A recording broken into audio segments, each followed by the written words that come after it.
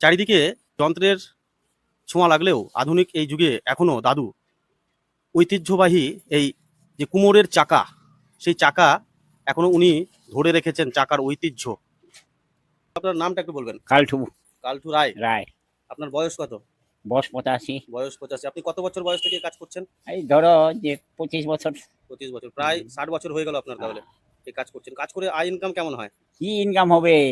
পড়ি আর মানে ওই একবেলা খাই একবেলা নাই, এরকম আর কি। মানে খুব একটা ভালো লাভ হয় না। না না, পরিশ্রমটাই বৃথা। পরিশ্রমটাই ব্যথা, না করলেও হয় না। না করলেও হয় না। জায়গা জমি তো নাই আমাদের, এই করেই চলি। এই ঘরগুলো বানাচ্ছেন কত করে বিক্রি করেন?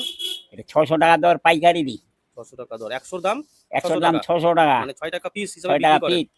তাতে আপনাদের যা পরিশ্রম, আর মাটিও কি কিনতে হয় নাকি? মাটি কিনতে হয়। মাটি কিরকম কিনতে হয়, কিরকম কিনতে দামে? হয় টলি হিসাবে। টলি কত টাকা টলি? 1200 টাকা।